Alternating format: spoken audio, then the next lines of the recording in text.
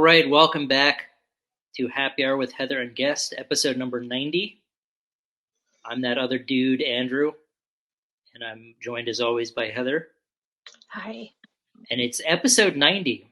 90. That just, when I heard you say 90, I was just like, it's just hard to, like I posted about it. It's just hard to comprehend Yeah. that Well, we've done and it's 90.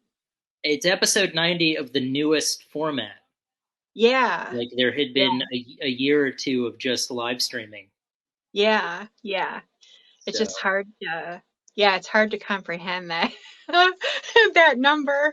And it's yeah.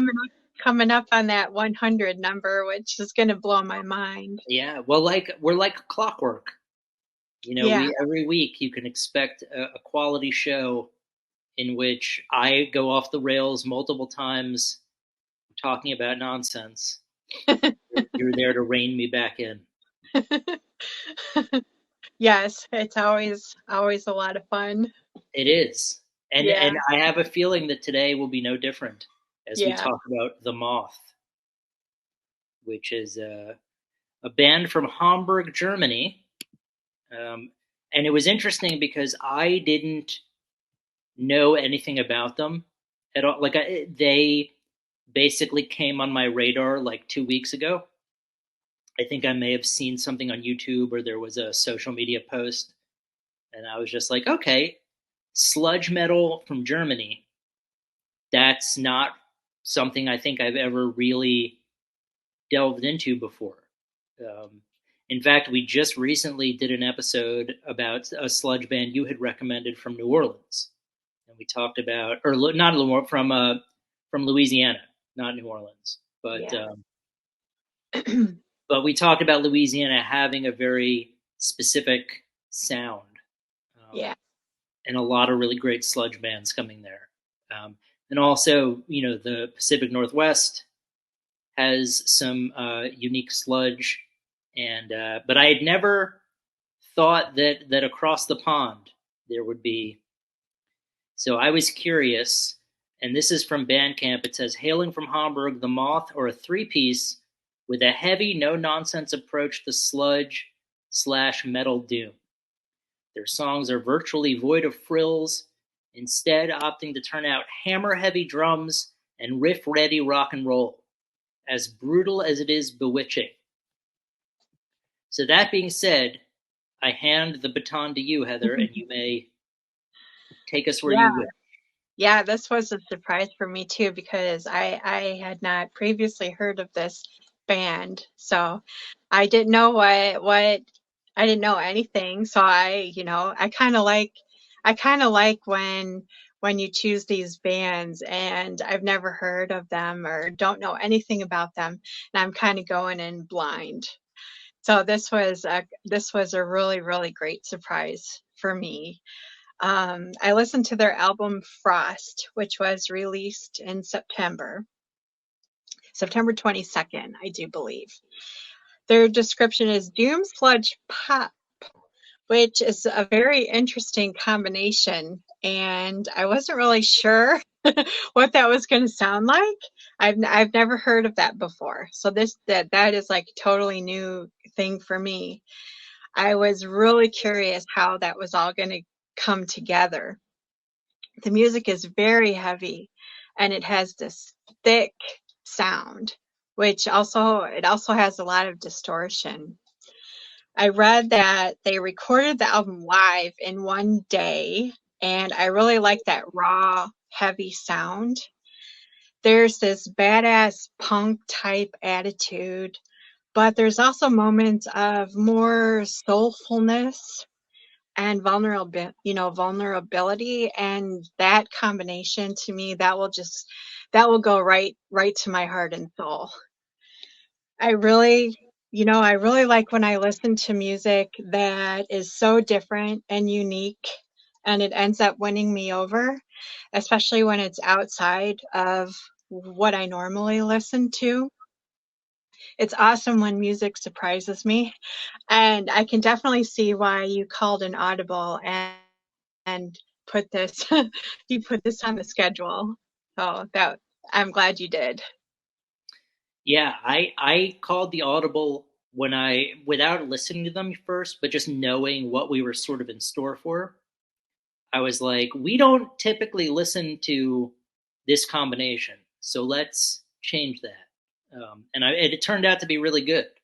Yeah. Um, I actually went back to, so I think they have four albums. This is Frost was their fourth album that they've released.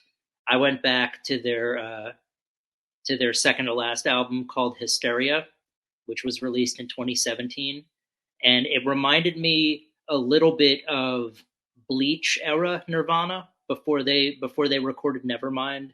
They have an album called Bleach, which you had mentioned a little bit of the punk sound or attitude.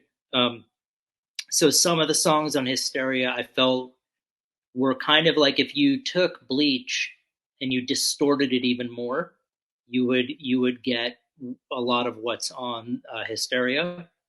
My personal favorite track from the album is Brachial um, and This Life. Those are two tracks that I think you should definitely check out. Um, there are some really cool melodies that I wasn't really expecting. I think, I had not known that there would be pop sensibility on some of the tracks too. So I was really surprised by a lot of the beautiful melodies that were in the songs. Um, and then I listened to Frost, and my favorite track off of that was the title track Frost. Um, I felt like the track In the City sort of had like if you took Joy Division New Order and you made them a sludge band. So much of it is sort of like, oh yeah, this is if Joy Division decided to go metal. Um, Yeah, so I can definitely see that. yeah, so if you've been searching your whole life, you're like, I really wish Joy Division went and became a sludge band, then the members of the Moth have heard you and they've recorded music to satisfy your needs. So Yeah. that's yeah, I did not listen to their first two albums, but I'm sort of excited to go back and do a deep dive in reverse and sort of see how they got to Frost from where they started. Yeah. Yeah. Uh, And the other thing I go it on. looked like it looked like it'd been a little bit of time too, from their last album to this album. So there's a little bit of a time gap in there. So I think they kind of, with this newer album, I think they might have done some newer things with it also, which Sure. might be interesting, when you compare the older records to this newer record. Yeah, I don't know for certain, but I'm pretty sure that the first record came out in either 2014 or 2015. So I think the first three records probably came out relatively quickly, and I think they waited 6 years before the last record. So Yeah. um, it is you can tell it's the same band, but they've definitely tweaked some things and added some new stuff to the formula. So I'm curious to kind of see where they started. So I'm excited to go back. The other thing I thought when I heard the band was named The Moth, I began to think why they like what was the reason for choosing that name because moths tend to be symbolic of various things. So I have a list that I found of the various things that moths can symbolize, usually in literature, but sometimes in life and different cultures think that moths symbolize different things. So the first one was what you had suggested um, when we were off mic. Moths are symbols of transformation and rebirth.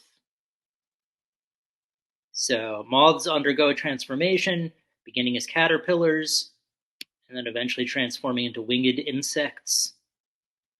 Um, Many cultures view this as a metaphor for a positive transformation in your life, one that will lead to new spiritual wisdom.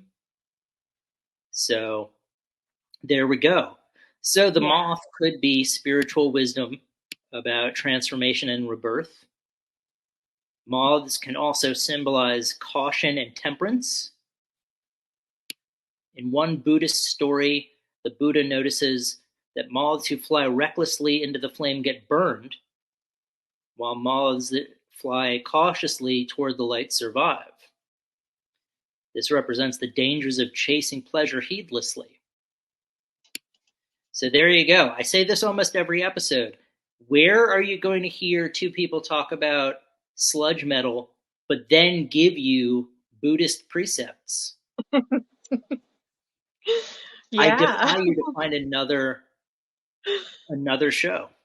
Yeah. Yeah. I think what would be really wonderful is if someone DMs me one day and is like, "Dude, I was listening to casual half hour with Hannah and co-host, and they did the same thing you guys do. Yeah. There was a Yeah. fella that wore a top hat and and a nice woman from Ohio, and they talked about drinking pop and corn boils, and yeah, who knows." Yeah. So those are two Yeah. things. Moths can be symbols of death and the afterlife. Um, so moths are attracted to the light. Some cultures view this as a soul's journey toward the light when passing from life to death. So that can be that. Also, we have the death's head moth in Silence of the Lambs, which was symbolic there. Um, Moths are assigned to trust your intuition. So there you go. If you're debating something and you see a moth, and you've been thinking about one of the choices, that's probably a sign that you should go with that particular choice. Um, Moths are nocturnal, and they can find their way around in the dark. This symbolizes your own ability to navigate the world based on your instincts and inner knowledge. There we go. We got just a couple more. In the Bible, moths represent the temporary nature of life. If a moth crosses your path, get ready for change. If you see a moth in your home, it can symbolize light and warmth. Um, if you keep seeing moths, it's time to get comfortable with endings. If you dream about moths, that's a message that a metamorphosis is coming. Or, and this is my favorite one, perhaps this is it, dreaming about moths might indicate you have psychic powers. There we go. Because moths are associated with intuition, the appearance of a moth in your dream could be a sign of a psychic transformation. It could be the perfect time to explore your intuition through reading tarot or healing with crystals. You might also want to try out psychometry, also called object reading. This involves receiving psychic impressions from touching or holding objects. It's one of the simplest practices for your new psychic powers to explore. And then it gives you a step-by-step instruction on, how to eat, like warming up your hands and then holding the object a certain distance from you. I don't know if any of this is something we should pursue, or if we should just listen to the Moth's music. Yeah. Well, I always say go with your gut. Right? We'll I'm see. a, There's you know, there's we'll see. And it's funny because you're a thinking person and I'm a feeling person. So if like letting my feelings dictate my journey in life, I'm sure has not always been the best, but but I say go with your gut. so what you just said reminded me of I'm going to butcher the line, but Uh-huh. in Spies Like Us, um, Dan Aykroyd and Chevy Chase are talking about what they should do. They're in the Middle East somewhere, and Chevy Chase says, "Well, we should follow this woman," and Dan Aykroyd says, "You just want to follow her. It's because you're thinking with your dick." And then he says, "Well, but Dan Aykroyd continues, well, she is going in this direction. Maybe her dick's not so dumb." And Chevy Chase goes, "Got me through high school." Yeah. So, Yeah. um, but yeah, there is a so it suggests Rubbing your palms together and slowly pull your hands a quarter of an inch apart, you should feel a warm, thick energy flowing between them. Hold an object in the palm of your hands. It should be something regularly worn or used, a ring, a necklace, car keys, an important photo. Close your eyes and ask 3 questions. Who owns this object? How does this person feel? How do they act? And what are they thinking? Has the owner of this object passed away, or are they alive? What did the owner experience when they owned the object? You might start to receive information from the object. Stay open and let the emotions, sounds, or images pass through you. So if you're so inclined, while listening to the Moth, you can decide if you have psychic powers. Yeah. Yeah. I think we all do in some capacity. It's Sure. just being able to tap into them is the hard part. Let me say this. Neither Heather nor I believe, are endorsing that you try any of this stuff. But if the mood strikes you, then feel free to see if you have psychic powers. Yeah. Regardless of all of that, you should listen to these albums because they're really good. Yeah. Yeah. And I'm certainly glad that they came on my radar. Yeah.